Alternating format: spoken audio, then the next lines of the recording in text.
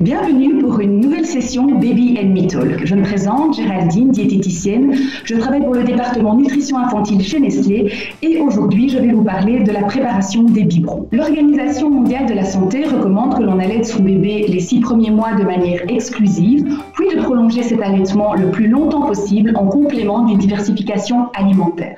Si pour une raison qui vous est propre, vous avez décidé de débuter un allaitement mixte ou de donner le biberon de manière exclusive, cette vidéo peut vous intéresser.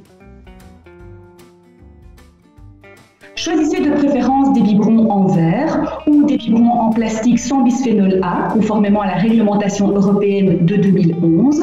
Concernant les tétines, il en existe de différents types, en caoutchouc ou en silicone, de différentes formes et également à débit variable ou non. Il n'y a pas de tétine idéale, testez la tétine qui va convenir à votre bébé. Lorsque vous achetez ces biberons et ces tétines, stérilisez-les pour être sûr qu'ils soient bien propres avant leur utilisation. Et lorsque vous voyez les premiers signes d'usure apparaître, n'hésitez pas à changer le biberon et la tétine. Prenez toujours une eau en bouteille où il sera inscrit « Convient à la préparation des aliments pour nourrissons ». Vous avez en général sur la bouteille, à l'arrière, une indication à ce sujet. Lorsque la bouteille est ouverte, conservez-la au frigo, maximum 24 heures. Vous pouvez utiliser l'eau du robinet, mais sous certaines conditions. Votre bébé doit avoir au minimum 4 mois.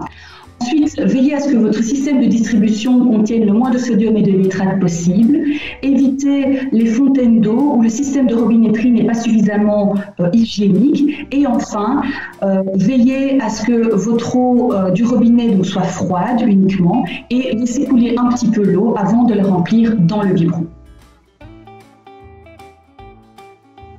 Comme le lait maternel est donné à température du corps, à savoir 37 degrés, en général, on dit de chauffer les biberons, mais ce n'est pas obligatoire. Si vous souhaitez ne pas chauffer votre biberon, évitez de mettre directement l'eau du frigo dans le biberon, elle sera alors trop froide et indigeste pour votre bébé. Si vous préférez donner votre biberon chaud, vous pouvez chauffer l'eau au bain-marie, au micro-ondes ou encore au chauffe-biberon.